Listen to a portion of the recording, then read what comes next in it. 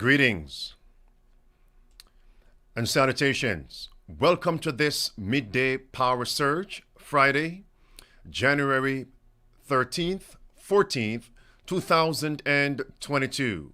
This is your spiritual oasis on this pilgrim journey. Safe to Serve International, first-time viewers, welcome one, welcome all to this midday power surge. Remember, the seventh day is still the Sabbath, and Jesus is coming soon. Before I get into the content that must be addressed today, I have two quick announcements that are imperative as it relates to the work of aggressive, effective evangelism. Remember that this 60-second ad is running presently in the Marietta and Atlanta, Georgia areas and the surrounding cities as well. Keep us in your prayers, and by God's grace, we thank you for your presence and for your support. Hey, what are you doing Sunday, January 23rd? I'm going to the Health and Wellness Seminar hosted by Save to Serve. Me too. Save to Serve is putting on a health and wellness program for the community from 3 o'clock p.m. to 4:30 p.m. The emphasis will be on respiratory health and building one's immune system. Yes, that's really important, especially now as we are facing this pandemic with so many variants. What I'm most excited about is the water therapy demonstration, a natural remedy drink demonstration, and the best part, a plant-based cooking demo with taste sampling. Did you hear that there will also be free groceries and free cleaning supplies following the event? Yes, I did hear that. The address is 1415 Franklin Gateway Southeast in Marietta, Georgia. If that's too much to remember, it is the former Social Security Administration building in Marietta. The event is free. I'll be there at 3 p.m. sharp, Sunday, January 23rd. We hope to see you there. All right, brothers and sisters, and that is scheduled for January 23rd. And I also want to share with you the second announcement, and that is the upcoming MLK Day Parade here in the Atlanta, Georgia area. As a ministry, we just launched Safe to Serve Center for Evangelism, and this coming Monday, we will be evangelizing the attendees at this parade. And right now, friends, in my hand, I have a copy of the actual leaflet that we will be distributing to all the attendees. So by God's grace, join us as the Lord does impress your heart. Please come to the building at 1415 Franklin Gateway Southeast, Marietta, Georgia, at 11:30 a.m. Eastern Time. And this is an actual booklet that we will be sharing with all who are in attendance. A Bible study will be given in the booklet. And friends, as you can see, it's time for aggressive, effective evangelism, brothers and sisters. All right, let's get right into this.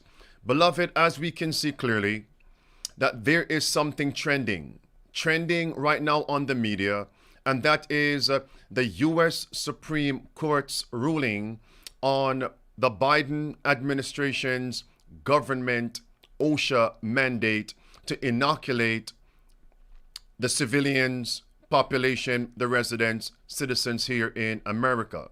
Now, friends, I'm going to address that.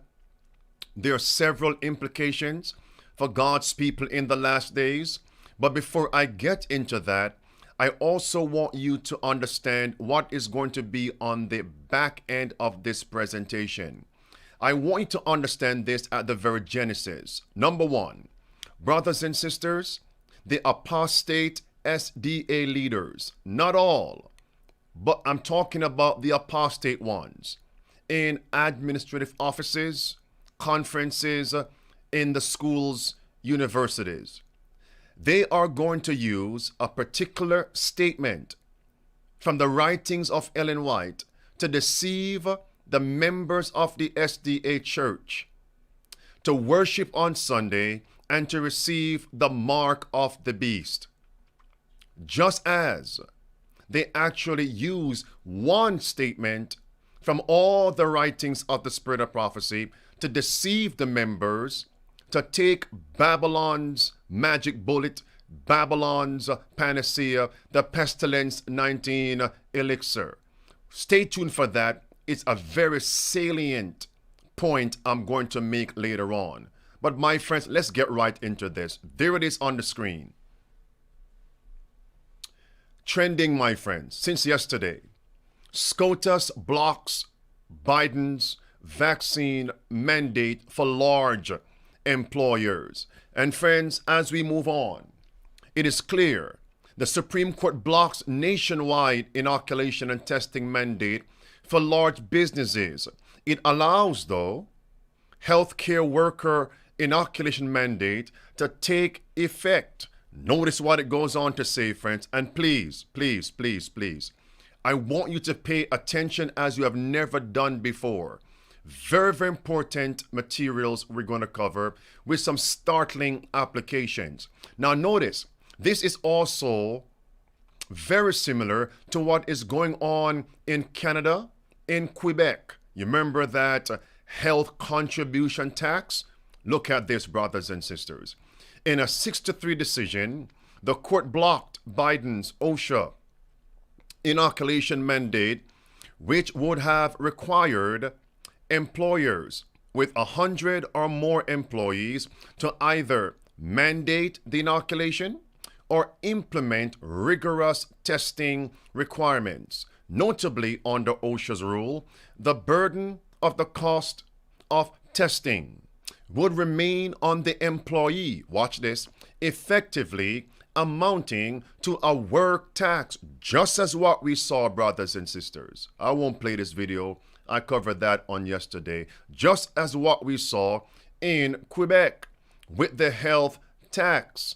Now, I want to return to something very, very important, that this OSHA mandate from the president's administration would negatively impact employers who had over 99 employees. Now watch this carefully, brothers and sisters. Very, very important as we look at this. There it is, blue words underlined. And the great question is, how will the Seventh-day Adventist leaders respond? The leaders of the institutions, the schools, the hospitals, the conferences of SDA in Jamaica, who are following the North American division, also in the other Caribbean islands, in Europe, in Asia, in Australia. Later on, I'm going to address Australia. You get the point. Take a look at this, brothers and sisters. Do you remember when this was posted? The FYI from the president of the Kentucky-Tennessee Conference, stating that the mandate would affect nearly all SDA conferences in the United States because it meets the threshold of the Biden's inoculation mandate. How are the conference leaders going to now respond? The NAD leader right there, second from the left, the General Conference president, next, and Ganun Diop, the PARL director, far right. How would they now respond? Well, my friends, I'm going to share with you from 3 conferences. I'm talking about Idaho, I'm talking about Indiana, and I'm also going to address Ohio. Take a look at what they put in print a few days ago. Look at this, brothers and sisters. It says, "Dear Indiana Conference employee." Now, you can pause and read the rest of this, but let's notice the first line. As you may have heard, the federal courts have allowed OSHA to implement the Pestilence 19 inoculation and testing emergency temper standard, the ETS. Skip on down to the words underlined red. The Supreme Court will be hearing appeals to that decision, but it is not likely to be reversed or changed before the ETS enforced. Did you catch that, brothers and sisters? You know what? I should have stated what you were to look for, because now I have to repeat myself. Notice, this is the actual leader of the Indiana Conference of Seventh-day Adventists. He's now preparing the employees and members of that conference to go along with the Biden's inoculation mandate, and he put in print to all conference employees, it is not likely for this U.S. Supreme Court to reverse it. What pessimism? Where's the faith in Christ? Where's the faith in God? Want to be optimistic, want to be filled with faith, my friends. I'm wondering, what would Daniel have thought? Ananiah, Mishael, Azariah, Elijah, Moses, you name the prophets and patriarchs of old. Abraham, the father of the faithful. There it is again, my friends. The U.S. Supreme Court will be hearing appeals to that decision, but it is not likely to be reversed. Think about that, my friends. Move on. Here comes the Ohio Conference. Now notice the red arrow right there. It says, I want everyone to watch what was put in print there in Ohio, actually stating that we're complying with the order from the government, even though the order is unconstitutional. Why would you tell your members to prepare to accept a government policy that is unconstitutional and unbiblical? Are you a biblical Christian professed leader? Let's read that. By the way, the real issue, if we were to simmer this thing down, it's fear. Fear. Yes, friends. And remember, fear leads to torment. 1 John chapter 4. Fear leads to torment. And the second one is the love of money. Yes, the love of money, which is the root of all evil. 1 Timothy chapter 6. Notice what it goes on to say. Red arrow. Please know that the administration seeks to comply with this order out of compulsion. However, the penalties levied by the federal government against organizations that are not in compliance can be as high as $136,000, $136,532. Brothers and sisters, so what are they sharing here? Fear? What are they representing and showing? The love of money out of compulsion. The question is the law constitutional? Is the law biblical? Now watch.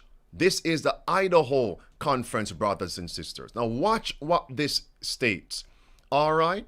Again, notice this is from Idaho. It says, watch carefully. This is the first paragraph. You can pause it and read that. Let's move on. Red arrow. If this ETS were a directive about how and when to conduct our religious affairs, we would object. We would object? In other words, it has nothing to do with our religious affairs. Health and religion are not connected. That's what they put in print. That's the implication. Let's move on. Second arrow, red arrow. If this ETS conflicted with God's 10 commandments, we would object. Brothers and sisters, we would what? We would object, they said. Now notice, as we skip on down, I want to ask you a question. Is the principle of health in the 10 commandments? By principle, it's there. Like Psalm 119, verse 96 and verse 97, God's commandments are exceeding broad. The principles are broad. Can be magnified. The principle is there. First commandment, right? Second commandment, right? Not to mention commandment number 6. All right, notice. Third arrow. We would be going against the law of the land without a clear biblical reason for doing so. That's why we have to follow the order. Think about that. Without a clear biblical reason. Number one, it is unconstitutional. I want to ask you a question. Do the SDA leadership, General Conference, North American Division, do they have some of the most so-called intelligent lawyers, attorneys that comprise their council? What was the response from those lawyers and attorneys? That they spend hundreds, thousands of dollars to keep on the payroll. Could they not tell the GC leaders, North American Division leaders, that this order is not constitutional? Therefore, don't even think of preparing your members to go along with it. Or were the lawyers simply collecting the paycheck, getting fat? Brothers and sisters, let me move on. So much to say. Notice what this goes on to say. Fourth arrow. Fines could be as much as $136,532 per violation. You see, fear of money, losing money. Last arrow, if the organization is bankrupted, we take the risk that our God-given mission will be derailed. In other words, we can go ahead and compromise and still carry out God's mission. Do you see the convoluted argument here, friends? How could you be rejecting God's principles, violating liberty of conscience, bowing the knee in compromise, bowing to Caesar without biblical reason, and then turn around and say, let's get on with the mission? It sounds like something that Mark Finley once said on the issue of women's ordination. Just take the vote. If we vote for to uphold women's ordination, go along with it. If it's not, if the vote goes against women's ordination, go along with it. Just let's get on with the mission. It doesn't matter what the vote is. Even if the vote is against biblical principle, just get on with the mission. Same principle here. Friends, let's move on. Listen to what the Idaho Conference went on to say.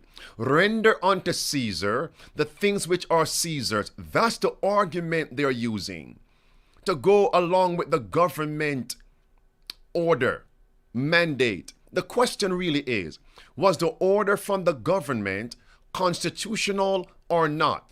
When Jesus said, render unto Caesar the things which are Caesar's, was Christ saying to give unto Caesar that which is unbiblical? Come on, brothers and sisters.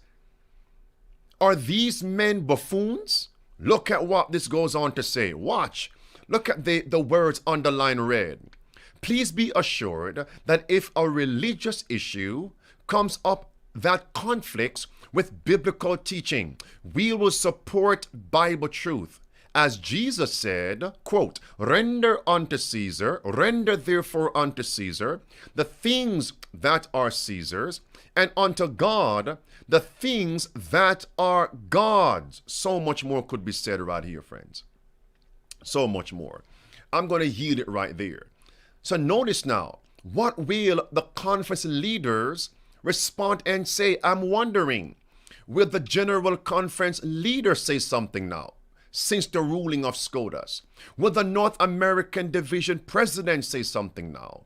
Will the PARL, Public Affairs and Religious Liberty Director, now say something? Will the biblical, by the way, the reason why I'm saying this, because these are the entities in the red box. Let me pause it. You could read who they were. And what did they put in print? Red words. Submit to government mandates. Blue words and red words. That's it right there. Submit. Move on.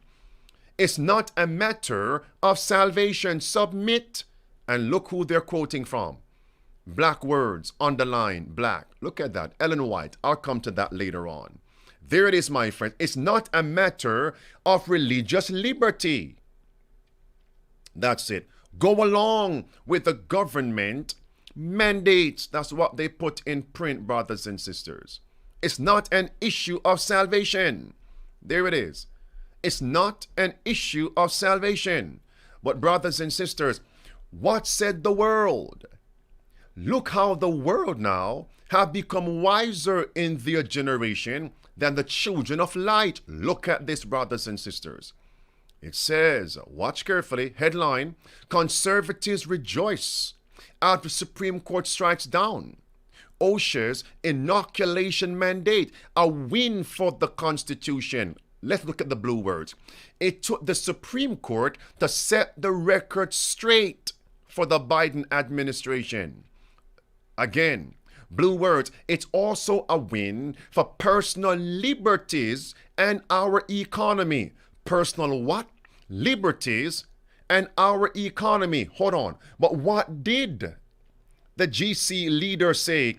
It is not a matter of salvation. There it is. Submit yourself to government mandates in the issue of health. There it is. By the way, the issue of health and safety. Look at the blue words there. Blue words. We support government mandates in support of health and safety issues. Pause right there. I'm wondering if they understood what they were saying. What does OSHA represent?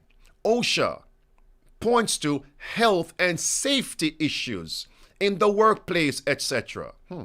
And the Supreme Court voted that they don't have that authority nor power. And the mandate is against the U.S. Constitution. Where are the lawyers of the SDA conference globally, even in North America? Where are they?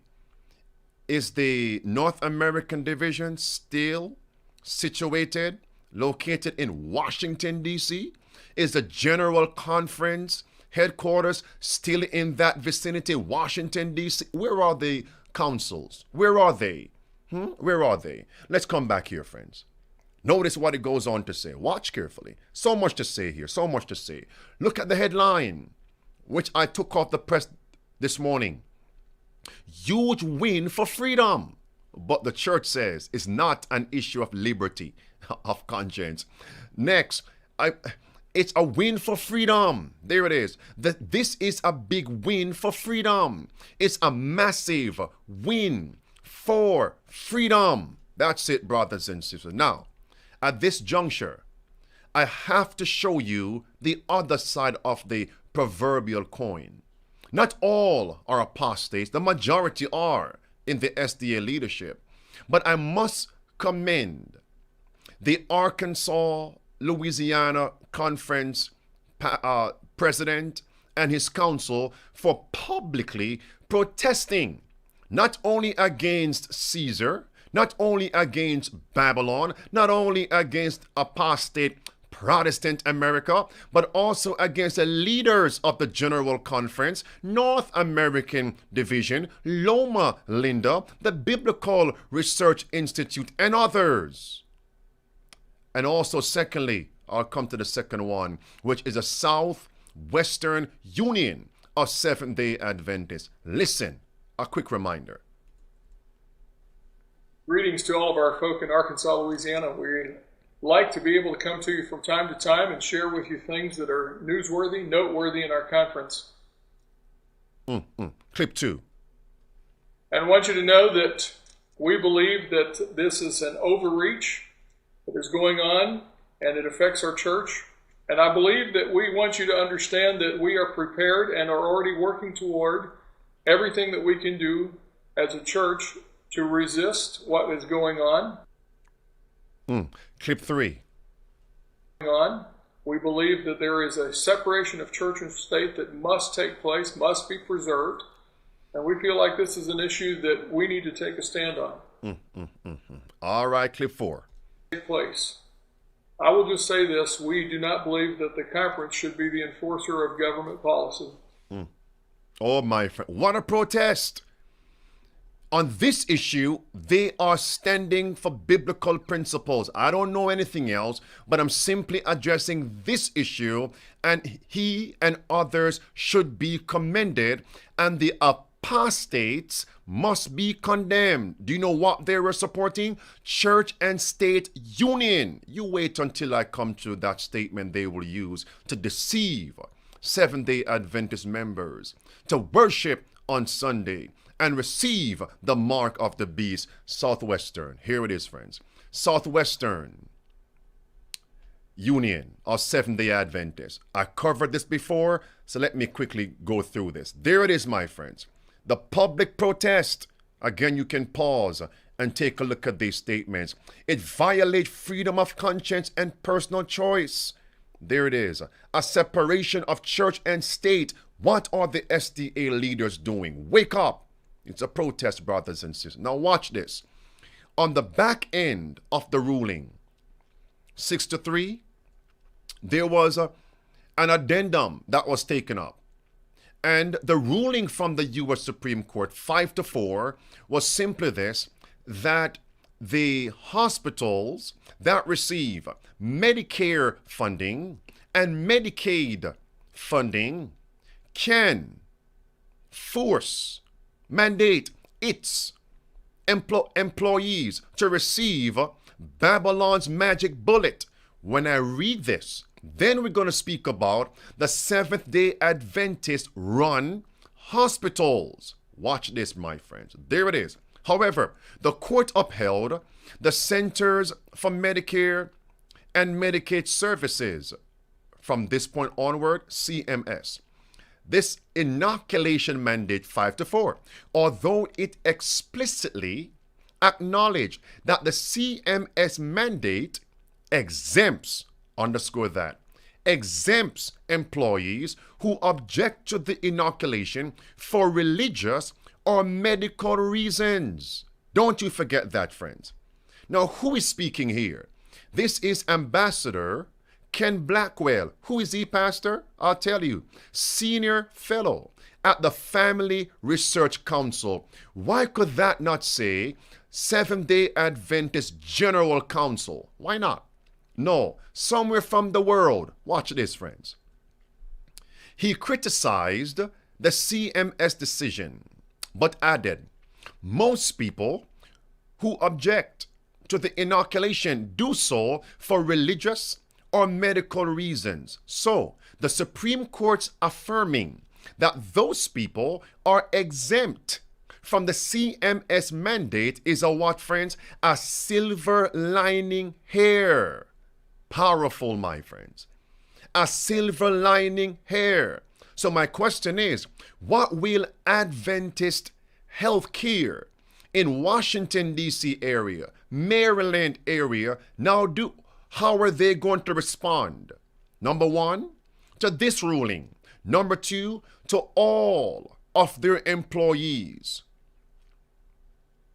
that offered and submitted a religious exemption for the inoculation and were rejected. How would the Seventh-day Adventist run hospital respond? There it is on the screen, friends. I've covered this before. There it is. Adventist Healthcare. By the way, they base their health policy on the General Conference health policy. It's right there in print. First paragraph, blue words, we received your submission for a religious exemption. Red words below, upon review, the documentation that you provided does not meet the requirements listed, and they listed their working policy. Red words at the bottom, that inoculations is prohibited according to the published tenets of the highest official governing body of the denomination or faith. And then they actually said, if you don't go along with this, you will lose your employment. And some people lost their employment. Brothers and sisters, how will they now respond? How are they going to pray? What will they say to God now? What will they say? That's the question. And I can guarantee you it's a possibility.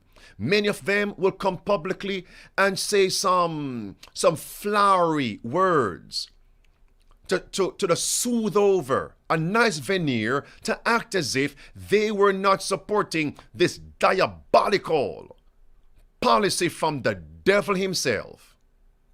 And how many people lost employment? How many were out of a job? How many didn't have money to buy food, take care of their family as a result of this ruling from Seventh-day Adventists? And then we want to turn around and tell the world to come and join the Seventh-day Adventist faith? You're playing games with Jesus Christ. Never mind. The Lord has something for you, apostates. Look at this, my friends. There it is. There it is. This is in print from the SDA leadership. We will not and we cannot grant religious exemption. We have covered this before. This is from the PARL, Public Affairs and Religious Liberty. We can't support you in that. There it is, friends. What will Advent Health do? You know, Advent Health now, even the one there in Florida, what would they now do?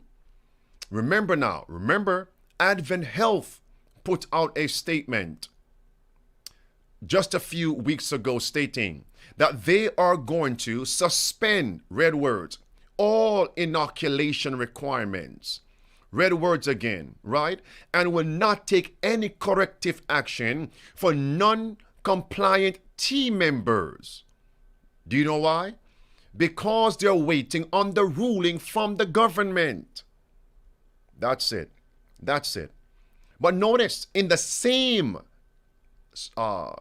letter that was sent out, circular, red words at the bottom, Advent Health's position continues to be that the pestilence 19 inoculation is the most effective tool to keep people safe.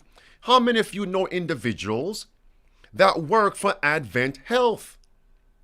That was a time of respite when that came out. But remember now, the U.S. Supreme Court just ruled any institution that receive government funding that is connected to CMS, Medicare funding, receive Medicaid funding, they cannot force their employees to receive the pestilence 19 inoculation and booster shots. So what will Advent Health now do? By the way, I'll give it to you from their own words. Listen. Advent Health sent this notice to employees, spelling out key deadlines to be fully vaccinated. The letter saying, in quote, "As we make plans to comply with the federal mandate like all other healthcare companies that participate in the Medicare and Medicaid programs, we are required to follow the vaccine rule." Stop right there. Do you see it, my friends? And what did SCOTUS just rule? You get the point. Next clip, listen. Federal law requires them to vaccinate. One more time, listen. Federal law requires them to vaccinate their frontline healthcare workers or face funding cuts or loss of funding from Medicare and Medicaid. That's it, brothers and sisters. So how will Advent Health respond?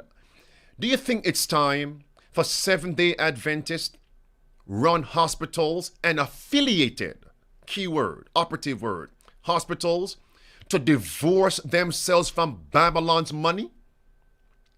Do you think it's time? Do you think it's time for even the employees at these locations to start praying, fasting? Lord, sever me from this connection and place me where I can truly do your work. Use my gifts and talents as you have ordained for soul winning, even true medical missionary work. Do you think it's time, brothers and sisters? Listen. Advent Health providing this statement to News 6, saying in part, "Our intent is to comply with the federal mandate, and we are closely monitoring legal challenges that may impact our compliance." Well, the legal challenge is almost over. Now we're seeing the ruling. They cannot force employees to receive the pestilence 19 cure-all. Now, we just covered the conferences, right? We just touched on the hospitals. How would they respond to the ruling? What about the Seventh-day Adventist schools? Remember, if you receive government funding in the area of Medicare funding, Medicaid funding, now they can force you to take Babylon's script. Look at this headline. What about the Seventh-day Adventist schools? Watch this. Look at the headline there, friends. Oakwood University hoping to be future inoculation site applying for state grant. I wonder if the state now says you have to go along with the government and now force your employees, meaning secretaries, administrators, yes, professors in those schools. What would they do? All the way down to the janitor, maintenance workers. What would they now do? The love of money, the root of all evil. Selling out Christ for 30 pieces of silver. They are betrayers. All right. What will Andrews University do? What will be now their response? Promoting Babylon's poison. There it is, friends. And La Sierra, what will they now do and say? Have you ever seen a dog that was whipped, embarrassed, and put to shame? Put that leg and put that tail behind and between its hind leg. This is the illustration of the SDA leadership now. Embarrassed, ashamed, putting their tail, as it were, between their hind legs. That's it, friends. Embarrassed. And they should be. They should have known better. It's time for the protest, brothers and sisters. It's time. It's time for the protest. It's time. All right. Notice, my friends, as we move on. There it is. Southern Adventist University. How would they then respond? Giving out, actually having a raffle at the school. A raffle. If you go ahead and take the Pestilence 19 prick, you can win a prize. That is what the president of Southern Adventist University was promoting publicly. Raffle. Think about lottery. Think about that. Spiritual nincompoops, my friends. Look at this. There it is. Loma Linda. How are they going to now respond? Leave no stone unturned today, my friends. None. How will the GC president respond? Now, hold on right there. Hold on. I'm in no rush today. No rush. I want to make sure you understand what's happening.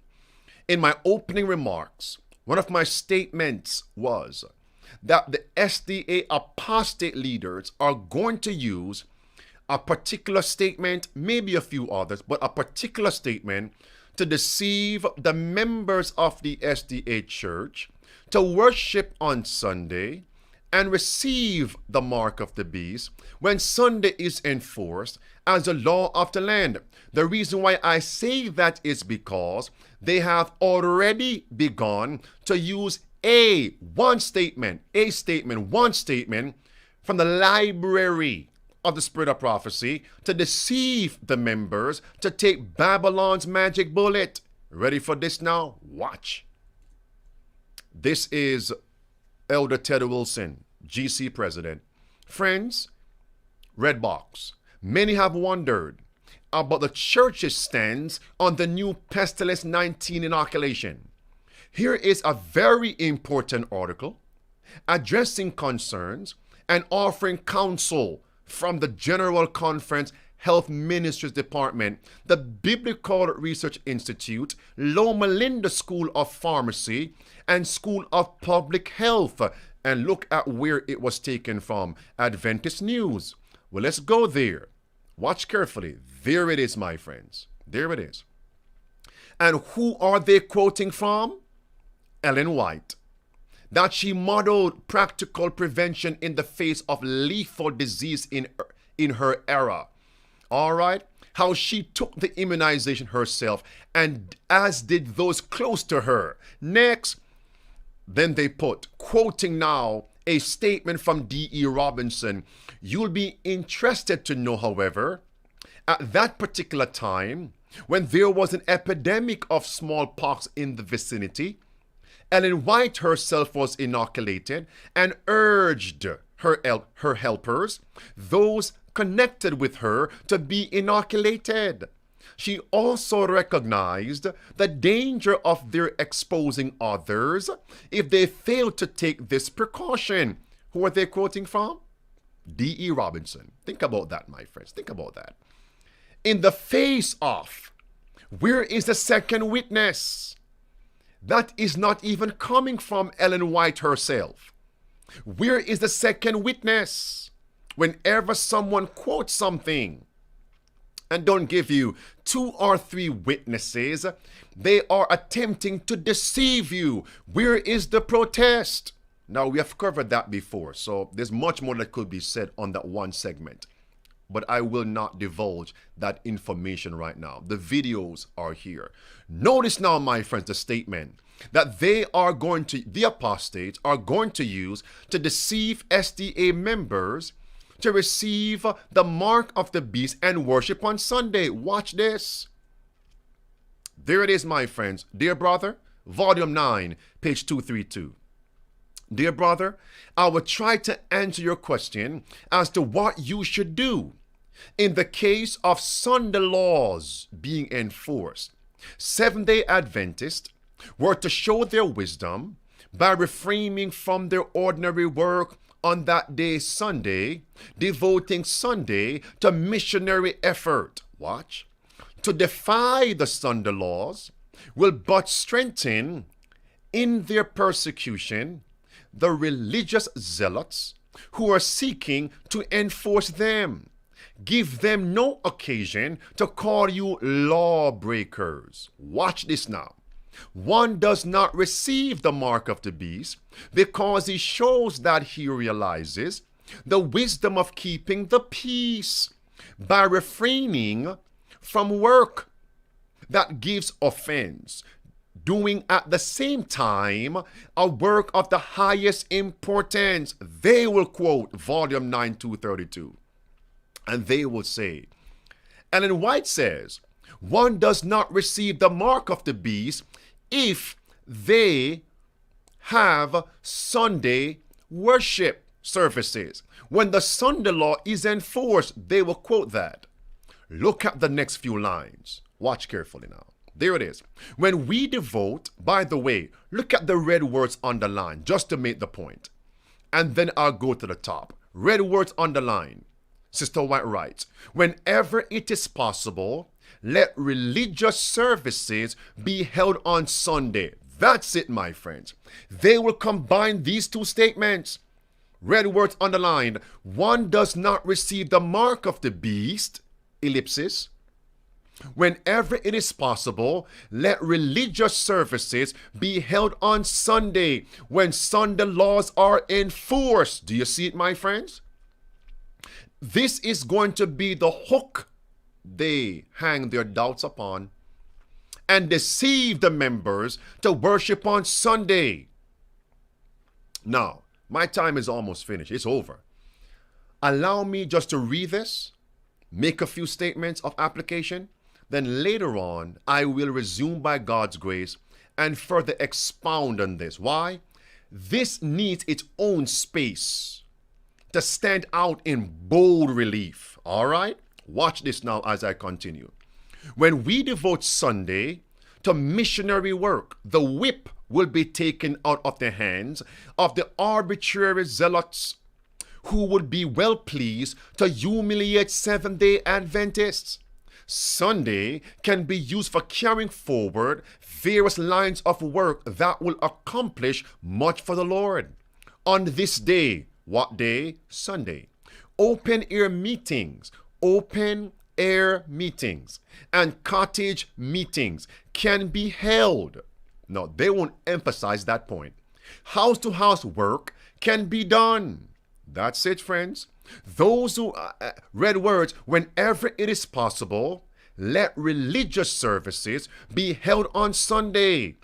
Make these meetings intensely interesting. And it goes on. My friends, do you know what they won't tell you? Let me save that for when I return. And let me add this. When the Sunday law is enforced, with persecution for God's Sabbath keeping people, two things will be mandated. Number one, no work on Sundays. And number two, you must work on Sabbath. Work on the 7th day of the week. That's it. The two comprise one great issue during the Sunday law time period. Not one. Don't work on the Sunday. No.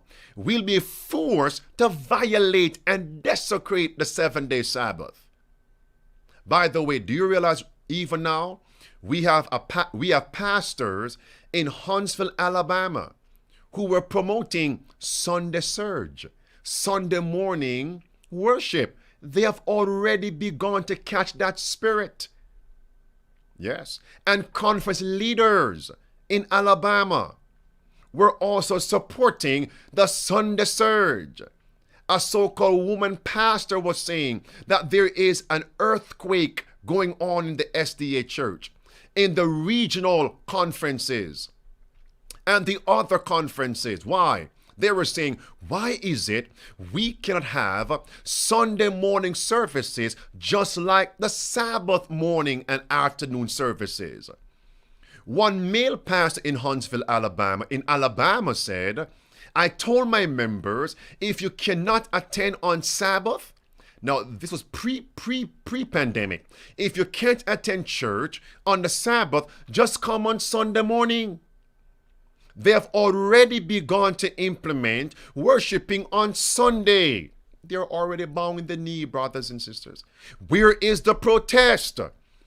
Like Martin Luther, the Protestant reformer. Now, again, I'm trying to constrain myself and not to say too much, because there must be a part two that this will stand by itself. Watch now as I confirm.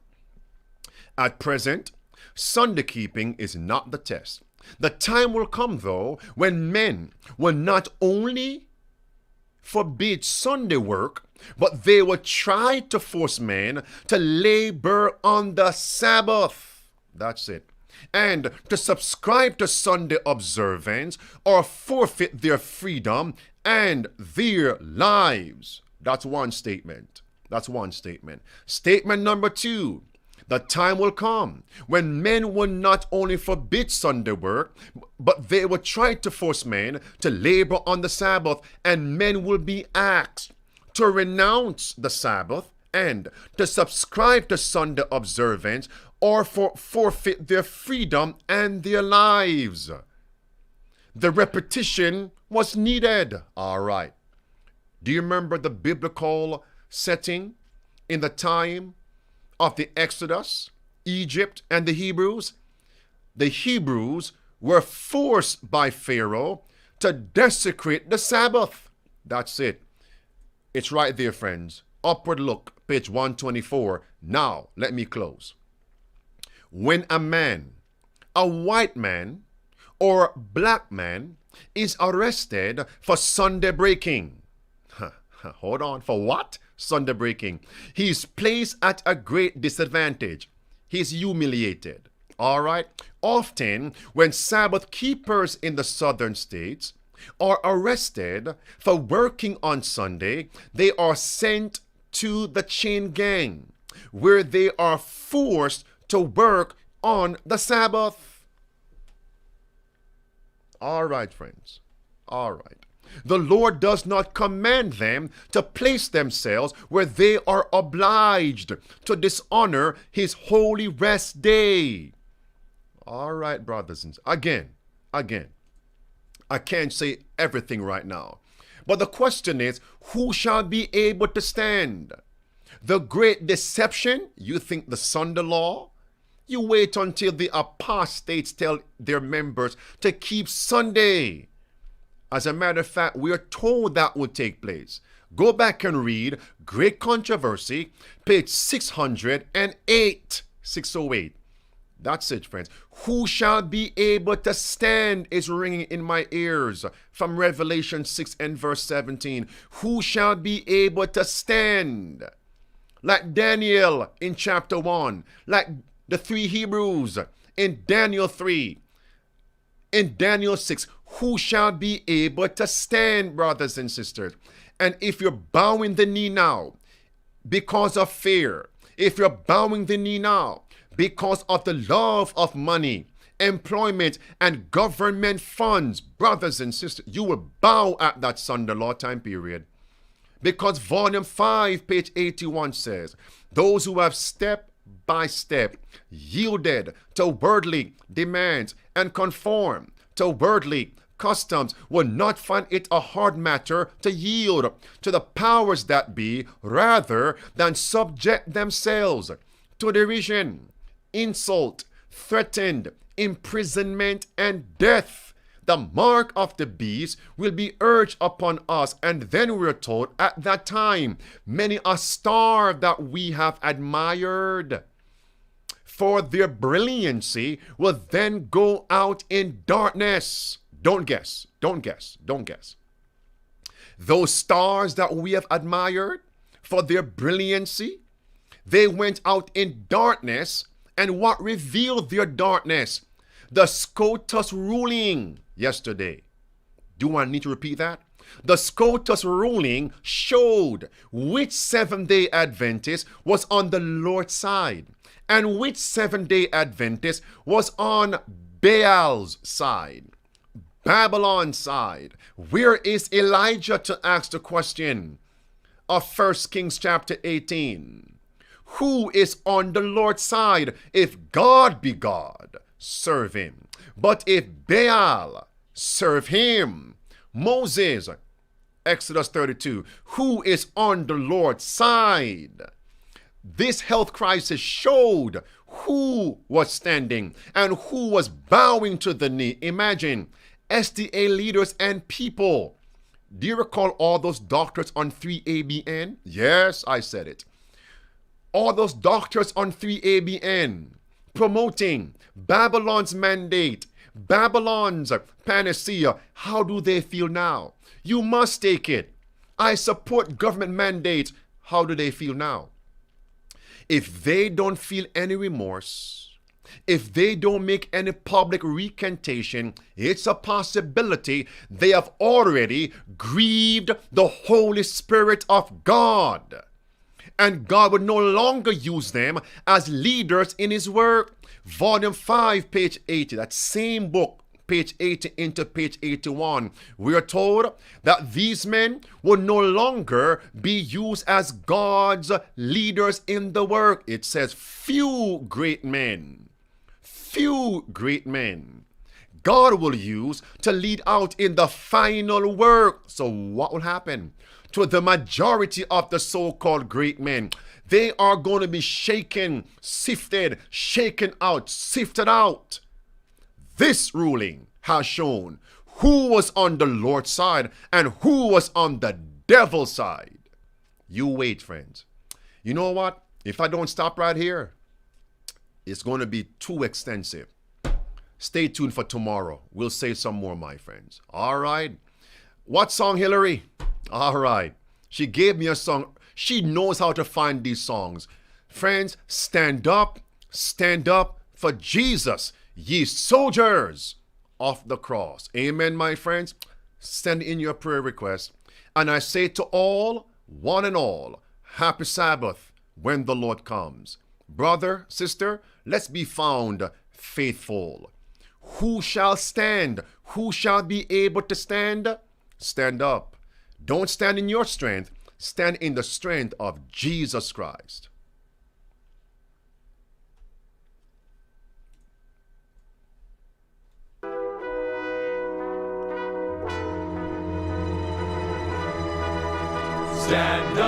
Stand up for Jesus, ye soldiers of the cross. Lift high his royal banner, it must not suffer loss. From victory unto victory, his army shall he lead, till every foe is vanquished, and Christ is Lord indeed.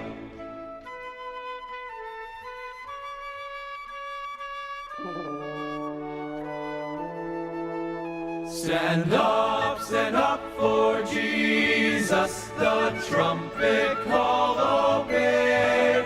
Forth to the mighty conflict in this his glorious day.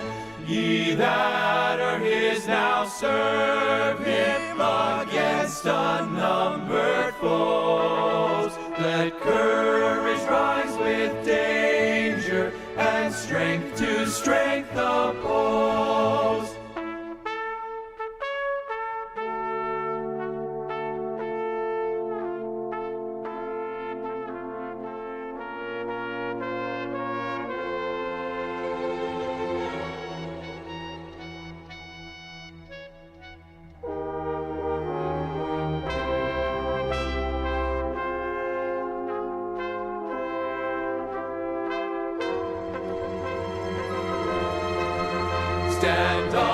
Stand up for Jesus, stand in his strength alone.